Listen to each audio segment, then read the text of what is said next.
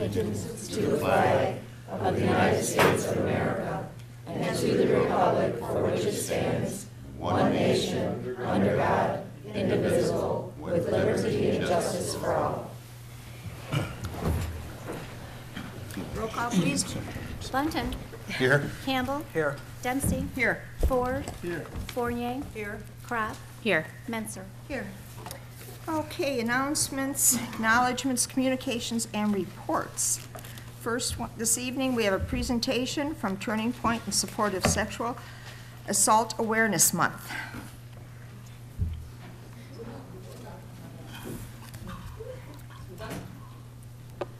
Good evening. I'm Karen Bates-Gager, here representing Turning Point, and I have with me Samantha tonight.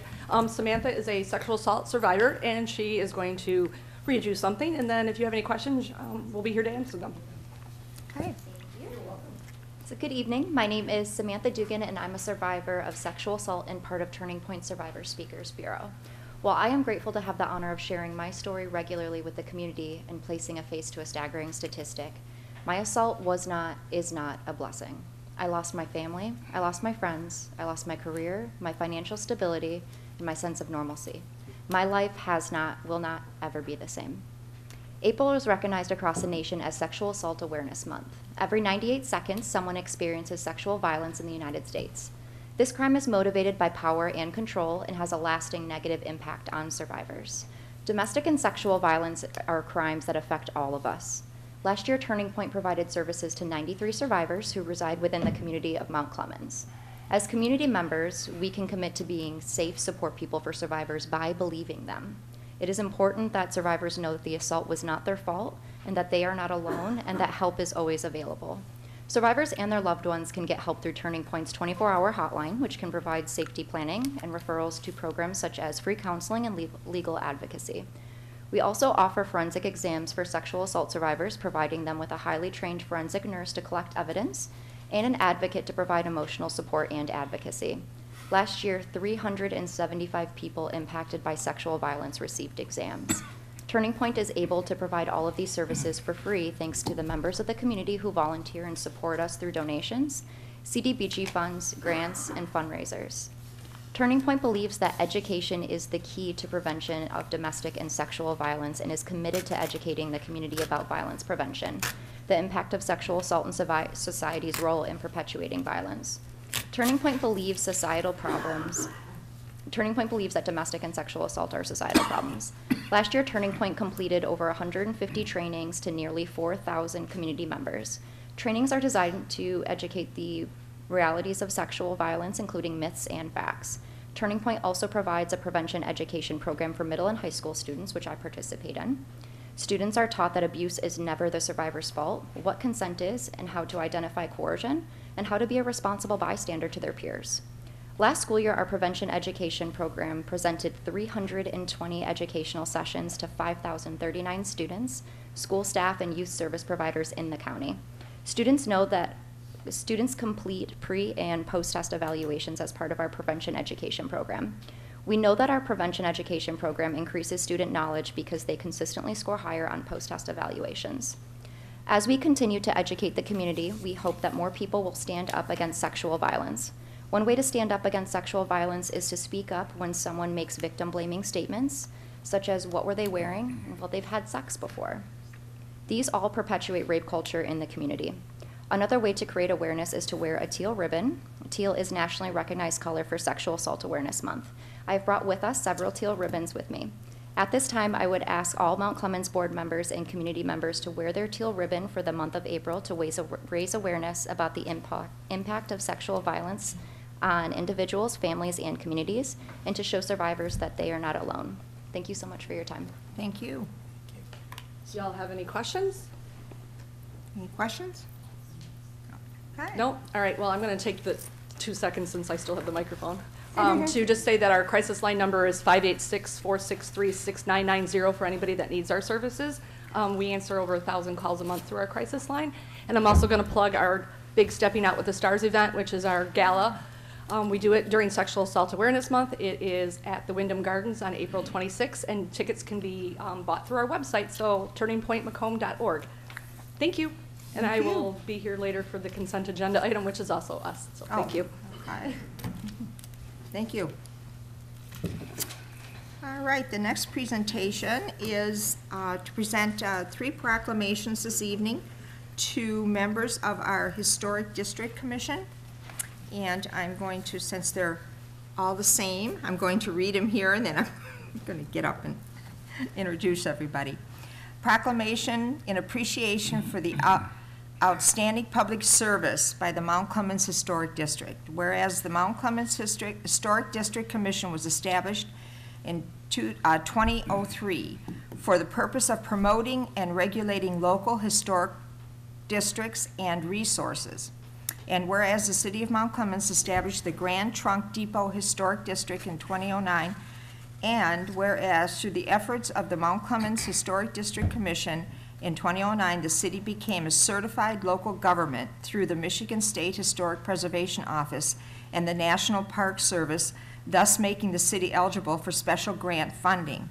And whereas due to the diligence of the Mount Clemens Historic District Commission, the City of Mount Clemens was awarded 3 separate grants in 2010, 2012, and 2014 for the exterior rehabilitation of the Grand Trunk Depot. Now therefore, I, Barb Dempsey, Mayor of the City of Mount Clemens, on behalf of the City Commission and all our citizens, do hereby commend the Mount Clemens Historic District Commission and all of those former and current members for contributing to the preservation of the Grand Trunk Depot Historic District and supporting the advancement of historic preservation within the City of Mount Clemens for the past 16 years. And these awards go this evening to Mr. Tom Hill, Miss Lois Eulens, and Mrs.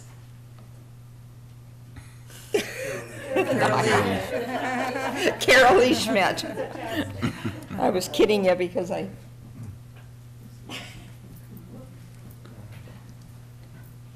just want to thank, they have worked very hard, these members and previous members, on the historic district. It took a lot of work, a lot of time and effort. The committee is still together, although we do not have any other historic districts at this time.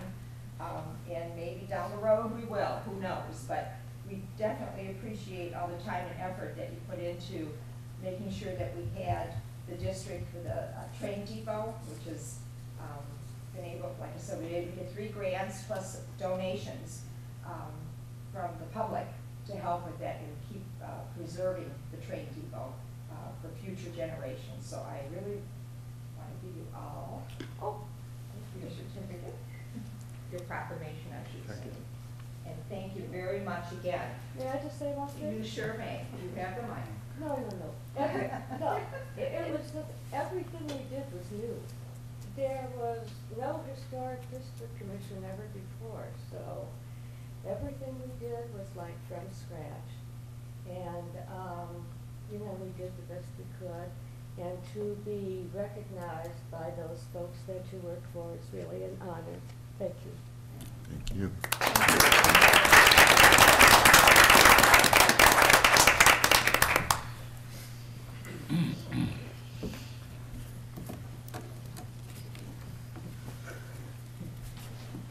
I think it was a learning experience for all of us in the city during that process. And it was a long process. Okay, adoption of the agenda. And we have we have it in front of you. You're not going to do any amendments, right? Yeah, I think. Oh, we do? Should be a motion. We have to, okay. Adopt the agenda as amended. I think you all have a copy of it in front of you. So I need a motion. Motion to adopt the agenda as amended. Second. Support. Okay, roll call? Munton. Yes. Campbell. Yes. Dempsey. Yes. Ford. Yes. Fournier. Yes. Crop. Yes. Menser. Yes. Okay, public participation time. This is public participation. This is the time you may address this body. All we ask is that you give us your name, your address, and you adhere to our 3-minute rule. Mic is open. Good evening, Ruthie Stevenson, 69 Bain Street. I'm here to speak on item number 1 concerning the rezoning from general to commercial. As you know, I am very much against that because it impacts the neighborhood northeast part of Mount Clemens, which you know is mostly, most people would call a minority. It's an African American community. To change that would impact the community in such a way that it would bring about negative connotations. Also, having been in this city for 55 years, I've seen the changes, but most of the time, everything northeast and southeast of Gratiot hasn't really changed. People have to raise a lot of hell in order to get something to get the attention, rather than the representatives of this body representing the city. When you get elected, you're elected to represent this city as a whole. Number one, how many of you would want to put a marijuana facility on the corner of your street? You wouldn't. And I'm imploring this body to vote against that initiative. Let's keep our community what it is, because it's bad enough that we have youth in this community, we have adults, and there's a lot of issues. Having been part of some of the other areas in this state and in Detroit and other things, I'm hearing the impact. I'm hearing the impact of what these kind of situations can do. And I'm imploring you to vote no against. Thank you. Anyone else?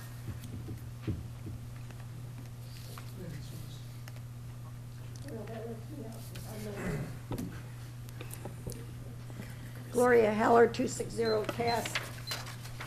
I'm adding to mine. I will echo Ruthie and her concerns because, let me tell her and everybody listening, the city will do what the city wants to do regardless of how it impacts its people. And I speak as a resident, unwilling resident, because I can't dump my house because of the way the city has mishandled zoning in my area. The northwest quadrant is a sewer. And it's because the way the planning commission, which ought to be taped so people can see what, well, maybe it's not so bad anymore, I don't know. But they turned us into a sewer, and when they had a chance to change things, they didn't do it because it would go against the interests of the very business that Ms. Menser spoke about last time, J.B. Cutting. And let me tell you about J.B. Cutting. I think it's wonderful they helped a kid. I'm all for helping kids. And of course, remember, this is an election year. And I believe her term is up, so she's probably doing formula elections and formula campaigning. So we, I don't know, hugging babies and kissing kids or whatever. But it's nice that J.B. Cutting is trying to, quote unquote, give back to the community, but they got a long way to go. Let me count it for you. They had 2 tax abatements. I thank Mr. Johns of the county and Mr. Campbell. They tried to help us at the time and voted in our favor, and it cost them both some points. But J.B. Cutting got 9 years at a total of $17,000 for the abatement, which is $153,000, and another 3 years because one of them was 12 years besides the 9-year. So altogether, they got just a little over $175,000 forgiveness in taxes. Wouldn't you like that? They owe us a lot, and all they've done is trash us. We had to take them to court once because the way they cleared the air at their wonderful factory was to put a big industrial fan in their overhead door and blow the glue-impregnated dust from the plywood grinding out into the air to the extent that when they got into court, because we dragged them there, Judge Davis said, you know, people are trying to live there. So this is not a sterling company. But then nobody is 100% good or 100% bad. So I give them a couple points for taking care of a kid, but they got a lot more to take care of before they undo the damage that they did to the city as far as their influence in zoning and the way they've trashed the northwest quadrant. So you'll notice I handed y'all all something about farmers markets. Please, let's not do the, what is it, $2 million investment in a lettuce building or something to go up behind the Anton Arc. Let's not do another farmers market. They're drug on the market. If you got that kind of money to spend in time and looking for grants, get yourself a bath bill, because right underneath this is something that nobody else can duplicate. Everybody else is having farmers market. Why are we such copycats? We have no original ideas in our mind? Nope, nobody can duplicate And we have a medical community right now that's being tossed out in favor of the new stuff, and part of the new stuff is Thank mineral. you.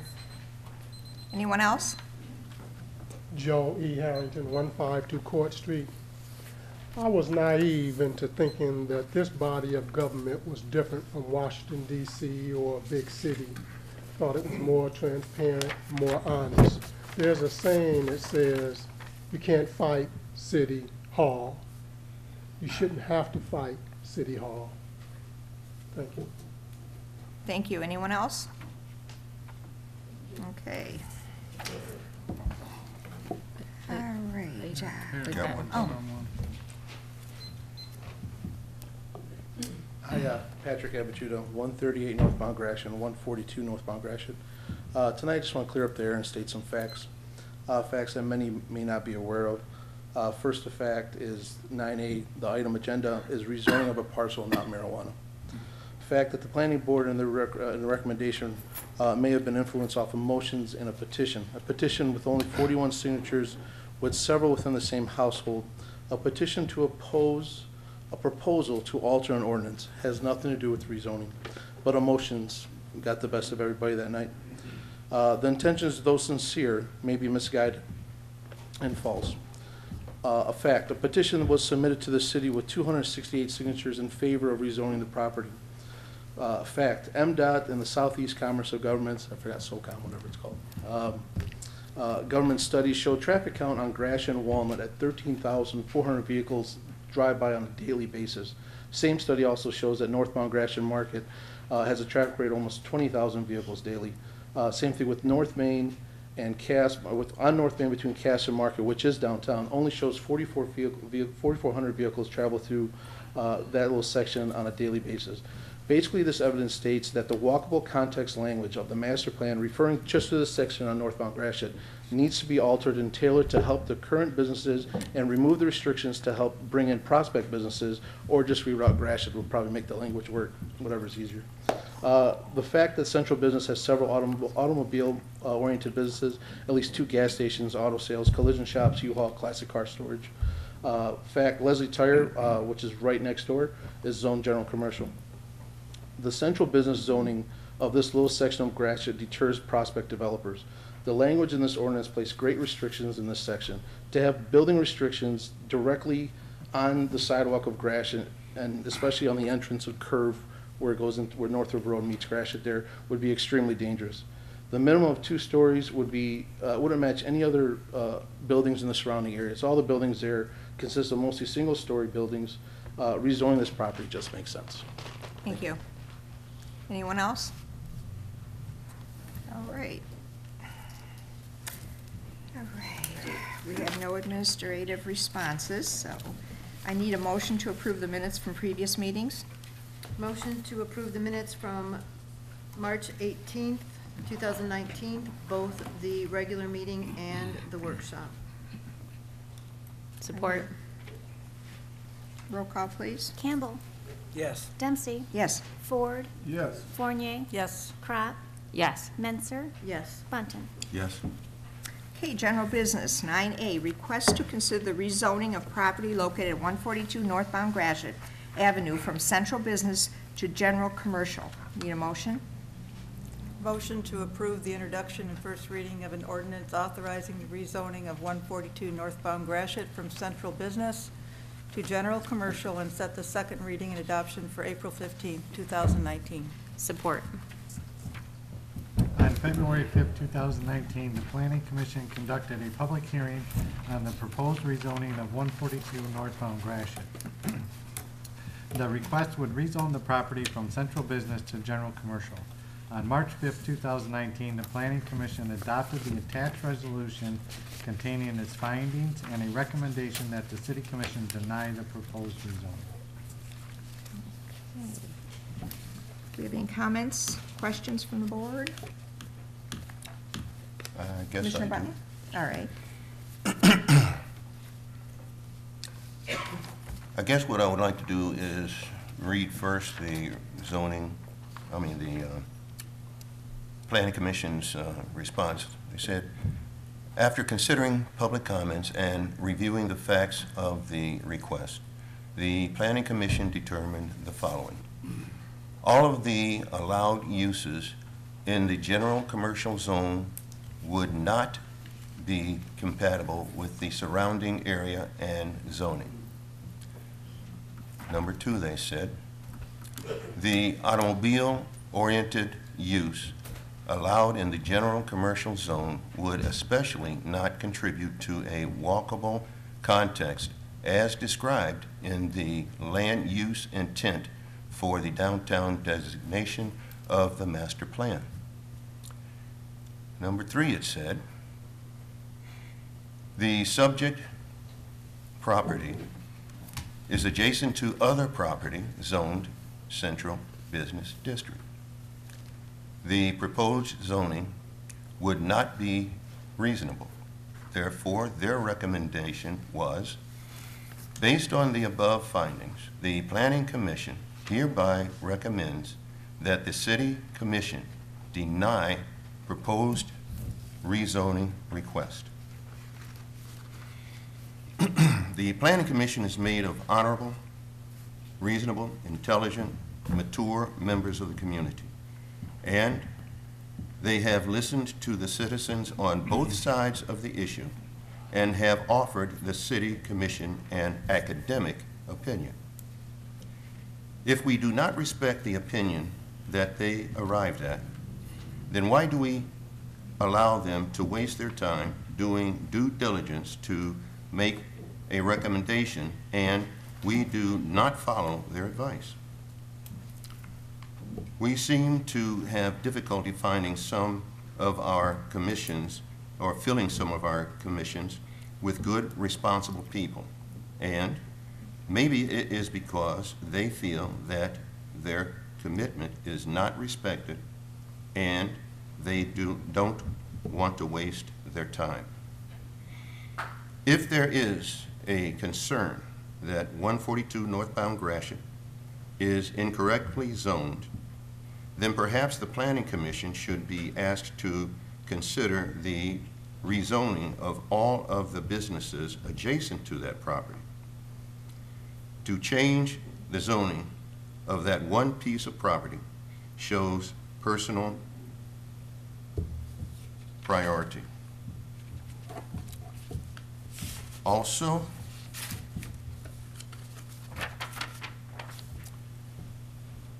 to address the petition circulated regarding support for the change in zoning, it is apparent that it is somewhat misleading. There were 267 signatures on that petition. Of those, 27 were not citizens of the city of Mount Clemens. Of the 67 signatures, only 47 were of people that live in the affected neighborhood. That's 220 out of 267 that were not in that neighborhood. There were signatures from the people living in another neighborhood. Now, if you lived in on Buckingham, or you lived on Esplanade, or you lived on some other, yeah, sure, you don't care. You don't care what goes in that neighborhood because it's not affecting you. But if it was in your neighborhood, I think you would have a different opinion on it. That constitutes 18% of the signatures that were residents of the affected neighborhood. 18% out of the 267 people that signed. And of the signatures that were not cross-checked, in other words, all of these signatures were not cross-checked as to verify as they were citizens living in the city of Mount Clemens. The only ones that I found was the people who actually signed that petition and indicated that they were not in the city of Mount Clemens. I guess I find this petition a lot of paperwork, but very little substance, since only 18% of the people who are being affected by this are in that neighborhood. The zoning, as it was previously mentioned to you, sets up a situation where the persons that are making this petition already are in that zoned area. And whatever business that they're conducting there, they could move that to the old Big Boy place, the 142 northbound Gratiot. They could move that business to that location without changing the ordinance. Without changing anything, they can move their business. The reason they want that business moved is so that they can conduct a marijuana operation at that point. Now, I guess I'm a little concerned that honesty is not playing full strength at this point. Because if you were really going to go ahead and say what you really want to do, you really want to put a marijuana business in that location. The fact that 18% of the people on your petition live in that neighborhood, there's a lot of people that live in that neighborhood that do not want that. And so I guess at this point, I would recommend, if there is a situation where that parcel or portion of the area needs to be rezoned, then send it to the Planning Commission and take their advice and let them reconsider the zoning for the entire property in that area. That's my comment. Thank you. Anyone else? Can we have some clarification on the petition from the clerk? Because that's not how I interpreted the petition from what your email stated. The information was provided to the commission. The signatures were reviewed and found 266 signatures presented. 63 of those signatures were in the area that would be east of northbound Gratiot to the city limits and north of North River Road in the area in question. 4 residents were within 300 feet of the property. 1 was from the property owner of the vacant parcel that is within 300 feet of the property. 48 signatures were outside of Mount Clemens, but all of the signatures were verified by the clerk's office. Thank you. Okay. Commissioner Fournier? Yes, first of all, I just want to, though I did recommend that this motion be passed, I do respect the Planning Commission, and I do respect the other members of this commission. But city charter and city rules, this is the process by which we go through these types of things. It didn't just get created for this particular issue. This is the way the rules work. In considering this, one of my big issues was zoning in this city needs to be revisited. And the master plan that we have had in place now for a long time that we haven't done a lot with actually requires or suggests that that zoning be revisited. It also, we have had a project going on in this city for a couple of years now looking at that zoning. And I would invite everyone to look at the zoning map, because if you do, you will see where this piece of property is. Now, I agree with Mr. Bunton that the whole section there goes from Victory Inn to the old Big Boy is kind of like a little carve-out that goes with the central business district. It doesn't align with the central business district requirement that it be walkable. You've got to cross that Gratiot at that curve, and we all know that is not the safest walking area. If you go across the street, now it is true that on one side, that little mall little strip mall is zoned commercial. You go across the street, it's general commercial. So, you know, it doesn't make a heck of a lot of sense the way it's set up right now.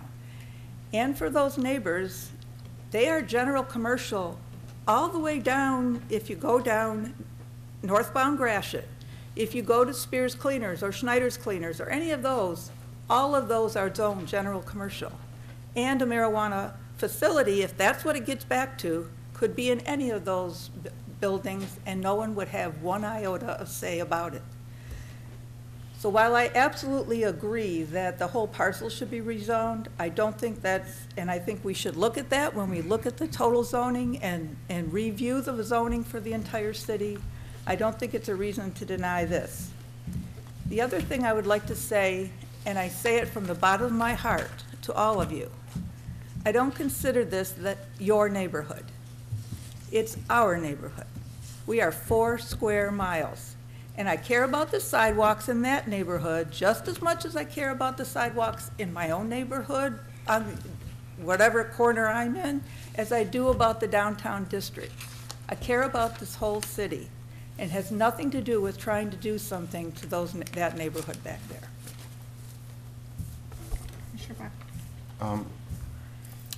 In regards to the statistics that were just given, I'm not talking about the area that is entirely the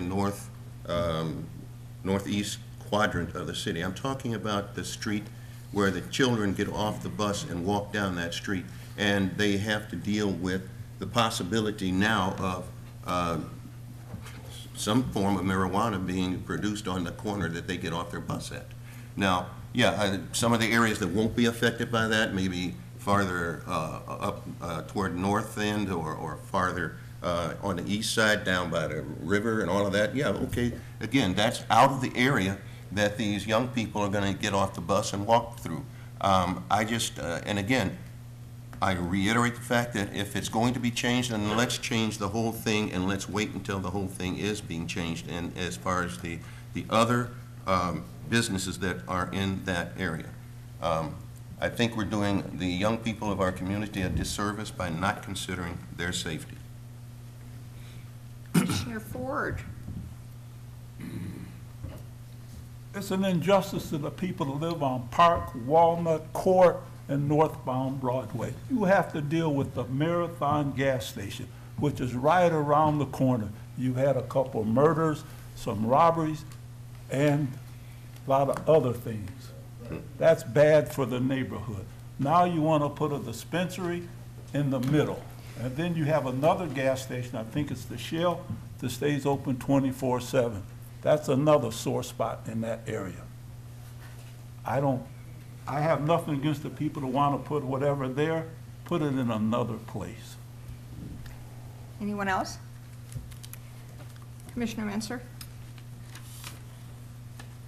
Because the business exactly across the street is already zoned commercial business, it makes sense to me to rezone that entire piece of property, as was stated both by Commissioner Bunton and by Commissioner Fournier. It makes sense to rezone that property and start somewhere. When you look at the statistics of the walkability, when you look at that area, it is not walkable now. Changing the zoning is not going to make any difference in the walkability. When we look at the petition numbers that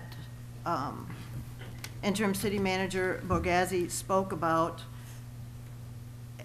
63 were in the area of precinct number 5 from the petition that is clearly labeled that it is in favor of the rezoning. When we look at the other petition, it is not talking about the rezoning of this area. The headline is specifically on amending the ordinance. When you look at that, it was 41 signatures. 6 of them don't live in that neighborhood, and that was just a rough count. So now you've got 35. So you've got kind of a 2-to-1 situation here of people that live in that area. When you were talking about the licensing, and we're automatically assuming that this is going to be a dispensary. The city ordinance, the marijuana ordinance, only allows in the entire 4.4 miles of the city 2 dispensaries. There is no guarantee that 142 will get one of those licenses. There is no guarantee. The applications are still, I think they were due today by 4:30. There are, as far as I know, approximately 7 applications. So there are going to be quite a few people who will not get a license. There are medical marijuana facilities all over this city. They're all over this city. I had conversation with Sergeant Gillespie of a house on Riverside that has medical marijuana growing there. I talked to two of the neighbors who called, and the sheriff department did a compliance check on that. They are growing plants in a residential neighborhood. That's happening in several streets. You guys all know it, several streets here in the city. So to put to talk about the fact that we're trying to put this specifically in one neighborhood, I think is wrong. So this is a very emotional issue for the people who live back there. But when you look at the ordinance, this request falls within the ordinance. And as Commissioner Fournier said, the people of the Planning Commission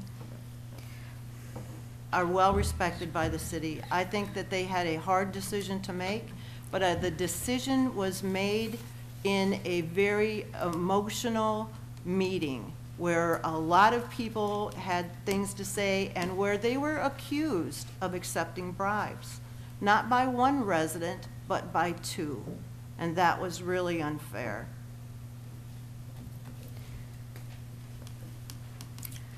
Can I remind? Yeah, go ahead. No, go ahead. Go ahead. Can I just remind the commission that we are not talking about medical marijuana on this?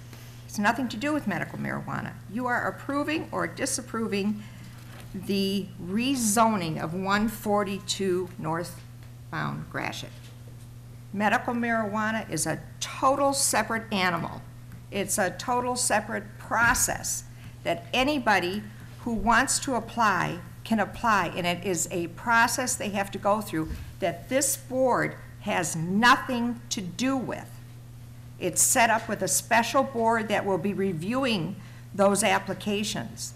So we have, to talk about medical marijuana, you're so many steps ahead of what we are here to do and what we are assigned here, or requested or asked to do.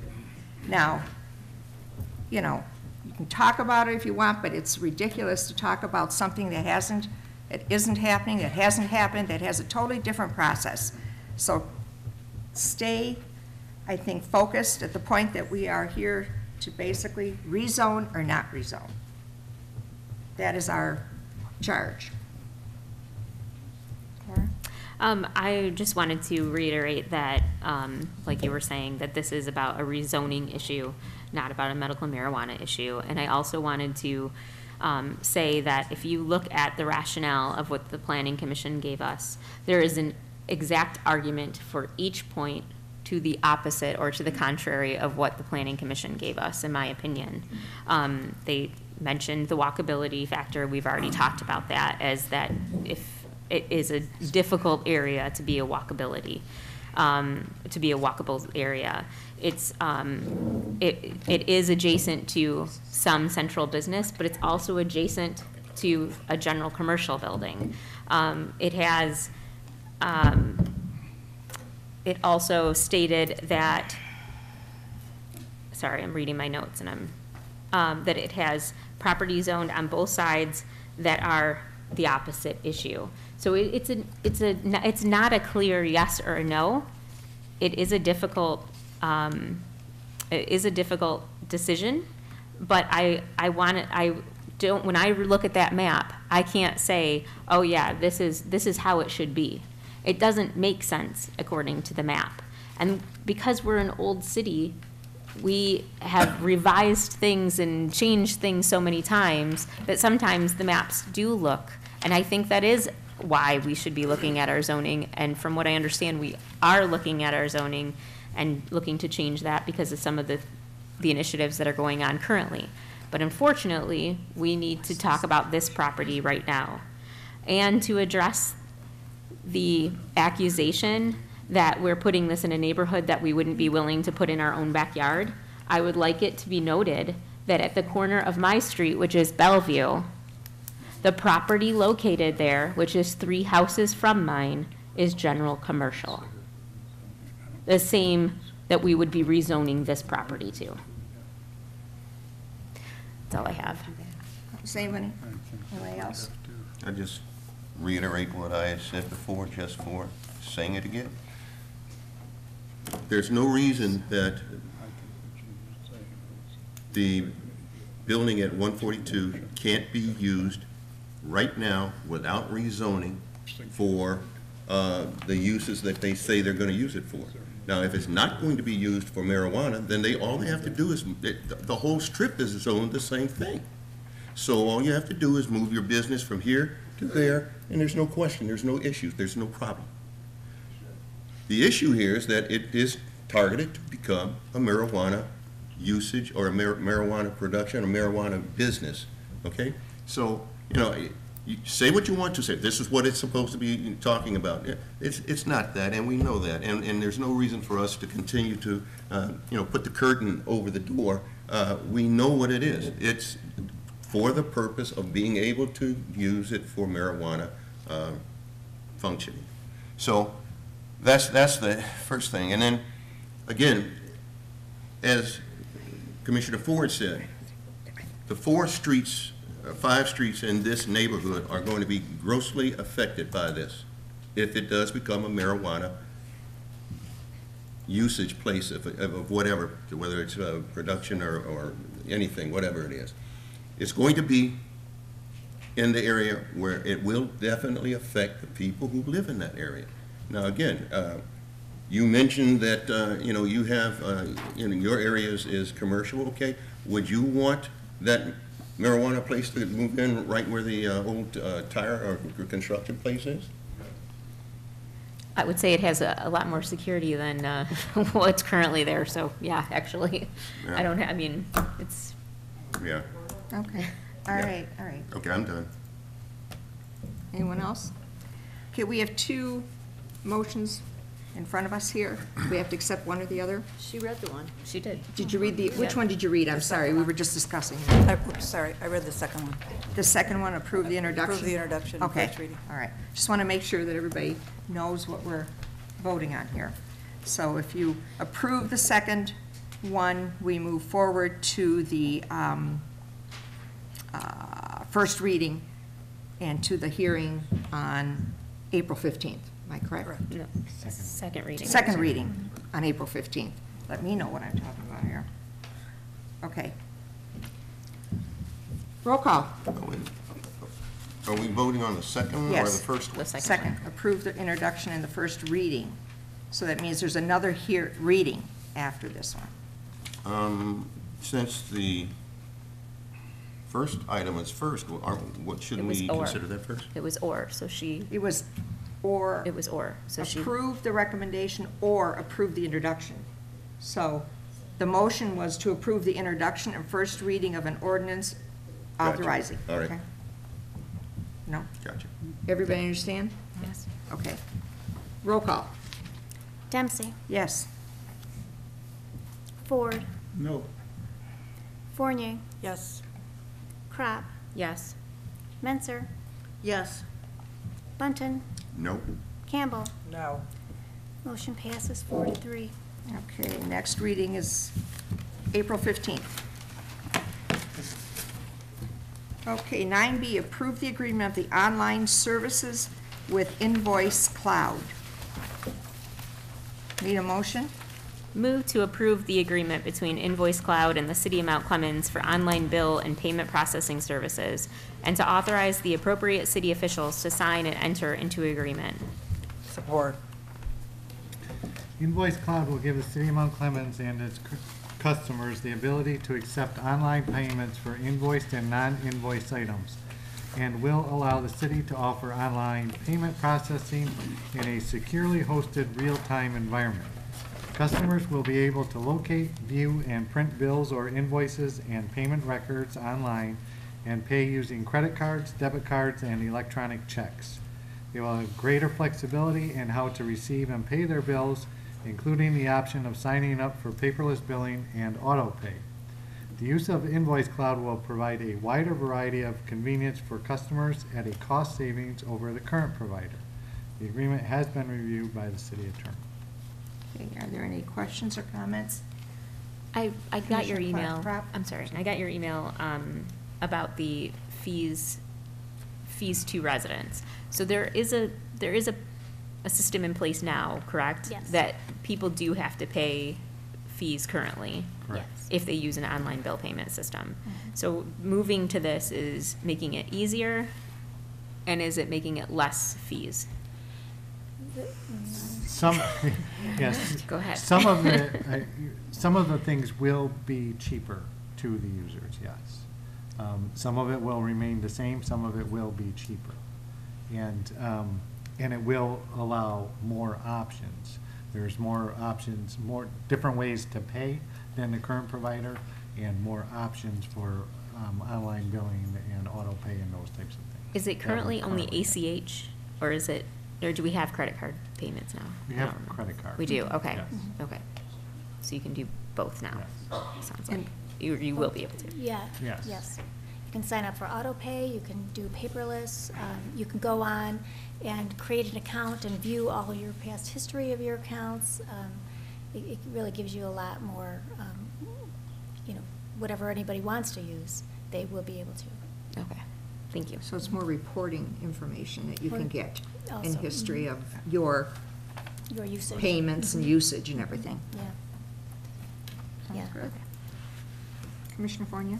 So if you were to sign up for AutoPay, is there a charge for that as well, under this? There's not a charge to sign up for it, but Okay. the city would be charged 20 cents per user that signs up.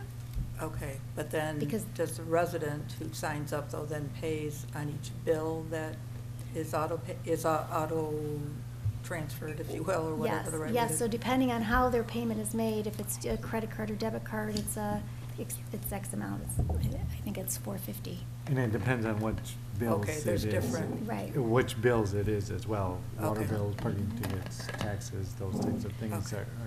yeah. Right. So- So they would incur that fee every time they make a payment, yes. That's what I want to make sure. Okay, any other questions, comments? Roll call, please. Ford. Yes. Fournier. Yes. Crop. Yes. Menser. No. Bunton. Yes. Campbell. Yes. Dempsey. Yes. 9C, approval of the city manager appointment of the finance director treasurer. Need a motion. Move to approve the city manager's appointment of Cliff Mason to the position of finance director treasurer effective April 15th, 2019. Support? Pursuant to the Mount Clemens City Charter, we ask the City Commission's approval of the appointment of Cliff Mason to the position of Finance Director Treasurer. Mr. Mason comes to the city with a wealth of experience in the finance treasury field. His municipal knowledge, education, and hands-on experience give him the skills needed to successfully fulfill the role of this critical position. The Finance Director Treasurer oversees all financial aspects of the city, including the fiscal year budget and audit process, and supervises the day-to-day operations of the accounting, assessing, treasurer, and purchasing departments. Mr. Mason's annual salary will be $75,000. He will also receive a benefits package, as is the case with all city department heads. Okay, comments, questions? Commissioner Crop? My only question was, is he going to be monitoring the IT services of the city like Ms. Kunith was? That's possibly the plan. Right now, Jennifer in the city manager's office is helping with that. So that's yet to be determined. Okay. Will he be at the next meeting to introduce him? He'd be at the budget work sessions. Yeah. No, I mean, Yes. introduce him to Mhm. the, Sure. Yes. Oh, yeah. so people know when they Yeah. talk to him.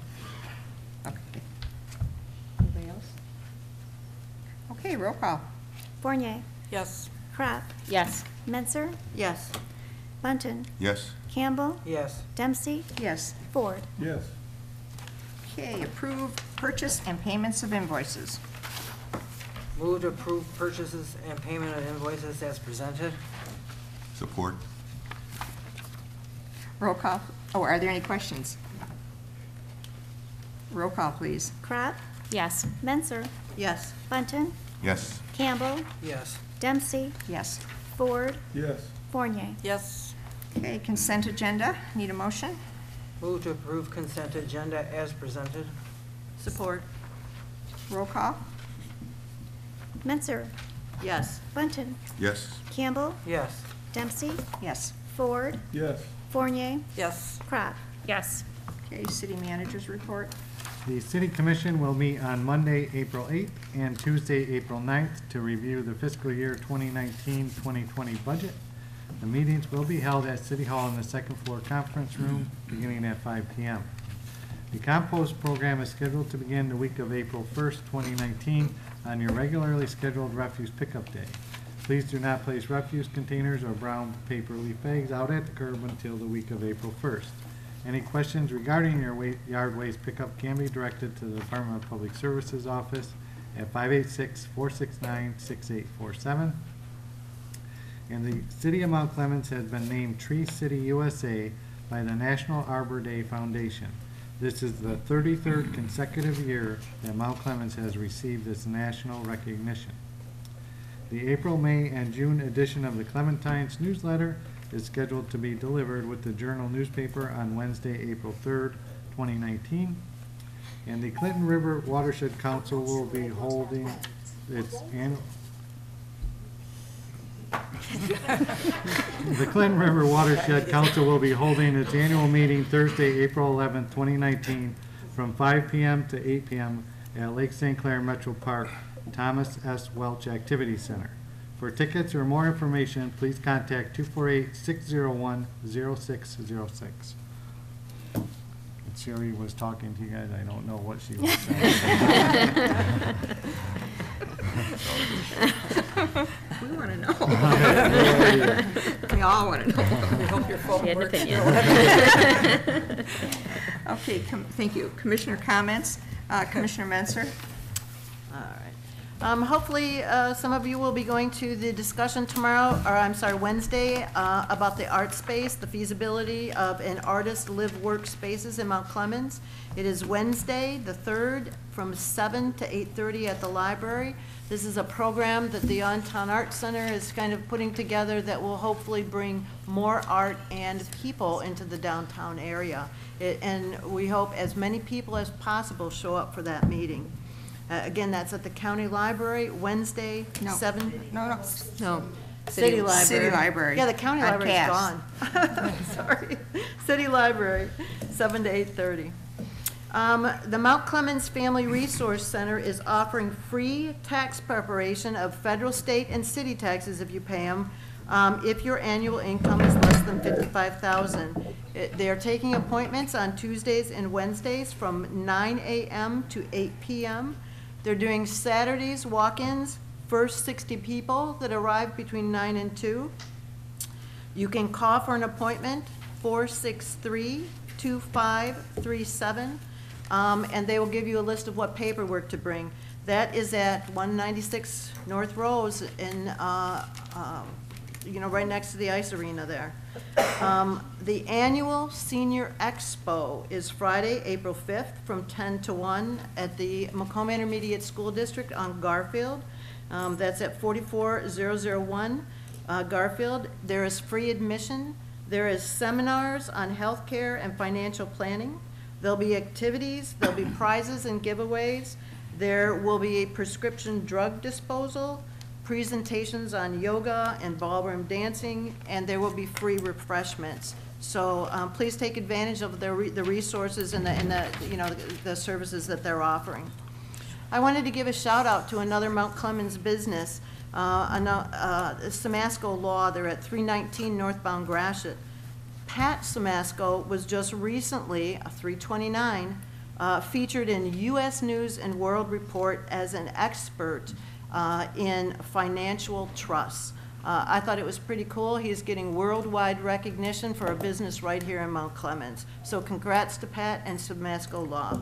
And for those that are interested, I am not up for election until 2021. Thank you. Commissioner Ford. Today I had the pleasure of visiting a pump station that we have at the end of Jefferson. I want everybody to know right now, we're looking for money. The pump station is in good shape right now, but in the future, we'll need money. So don't be surprised. Commissioner Foreman. You're a tough act to follow. You know, I was also part of that tour, and it was an incredible tour. I really did enjoy it, and but it is amazing how long that pump station has operated with the machines that go way back to 1929, and it's a pretty incredible place. And I kudos to Dave and Tom for that tour.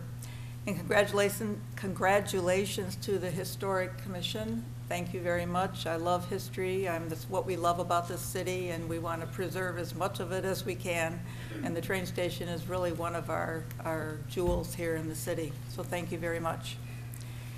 And one more thing I just want to say about what everyone's not saying or worried about this medical marijuana is please, please, please read the ordinance. The ordinance this is for medical marijuana. It is not for recreational.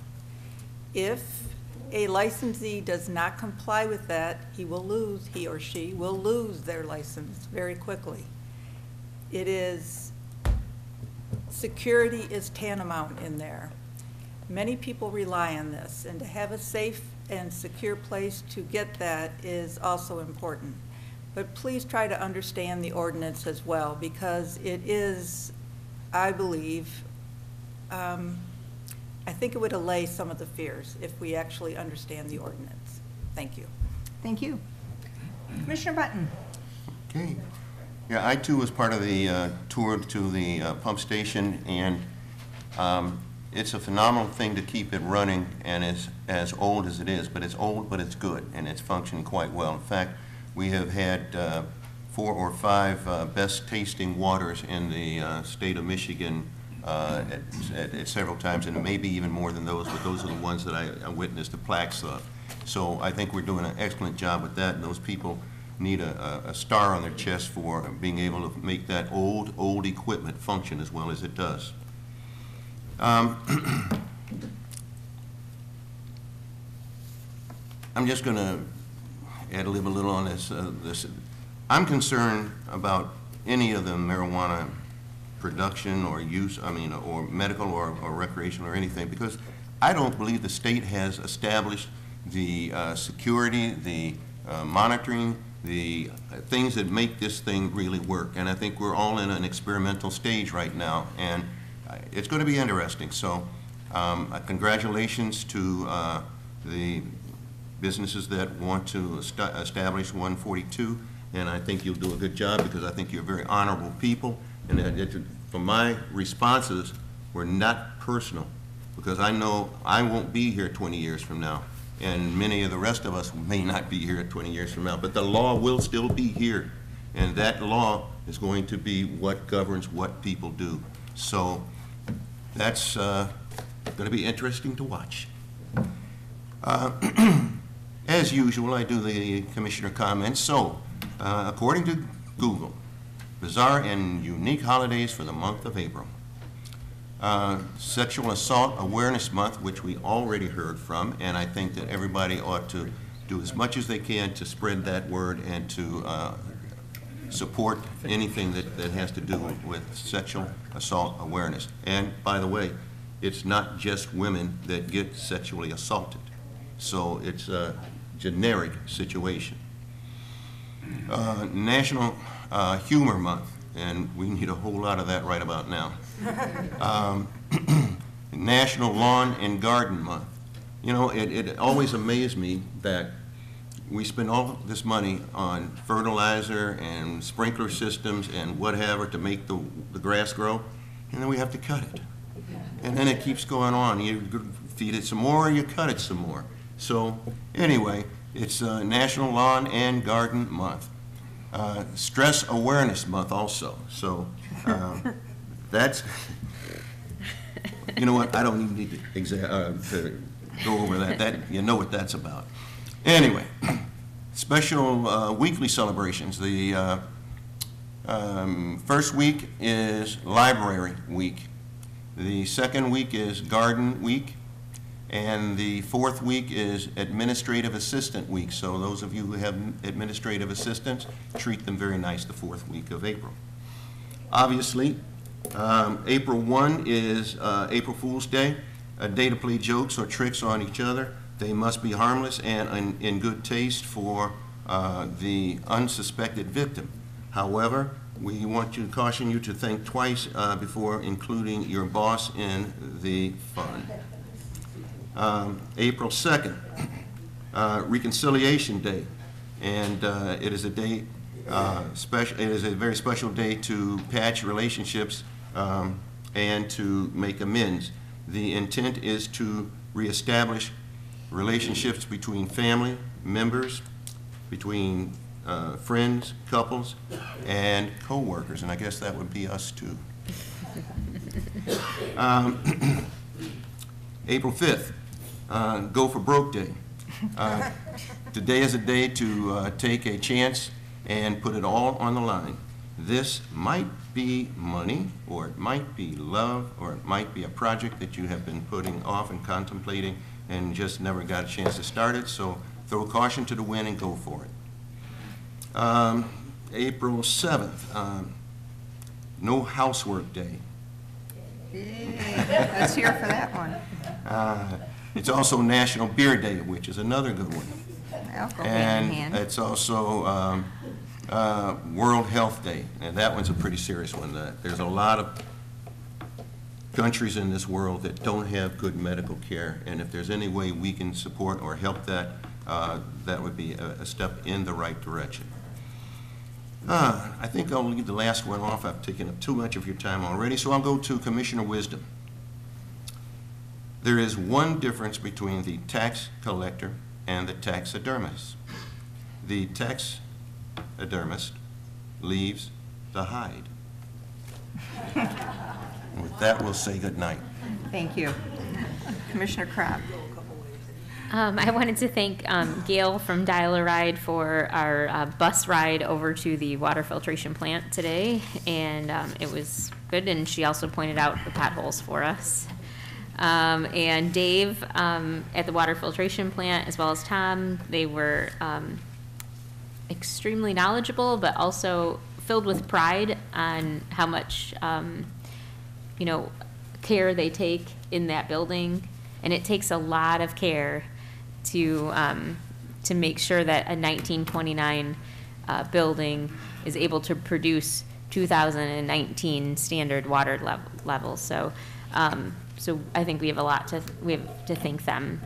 I think it goes above and beyond just a typical water plant job. So I'd like to also mention my Coffee Talk dates. For this month, I have Coffee Talk on Tuesday, April 9th at 9:30 a.m. at John's Family Grill. And then again, Thursday, April 11th at 6:30 p.m. at John's Family Grill. So come on out and talk about current events in Mount Clemens. If you have concerns, we love to chat about them. I too am looking forward to the Art Spaces Town Forum from 7 to 8:30 at the library, and all of the other participant meetings. I think this is a great opportunity for Mount Clemens, and I'm really excited about it. So that's all I have. Thank you. Commissioner Campbell. I wanted to, previous to this meeting, we had a work session where we talked about rental inspection ordinances and non-residential vacant building ordinance. I think these are excellent, that are going to help work toward improving and stabilizing our neighborhoods. So I commend the city administration for bringing that forward. That is an excellent, excellent discussion to move forward. I also want to thank the Historic District Commission for helping save the train station with its connection to Thomas Edison. And that is it. Thank you. Thank you. Thank you. I again also want to thank you. all of you, 'cause I know what you went through, what we all went through during, yes, I do, I was there, and I do appreciate your hard work. Thank you so much. I just want to say again, this rezoning tonight does not guarantee anyone a license to dispense medical marijuana. And with that, I would like a motion to adjourn. Going to accept. No? Oh, we go into exec, No, we don't. okay, No, forgot. we No, there's no executive session. Move to adjourn. Motion to, okay, everyone in favor of adjourning? Adjourn.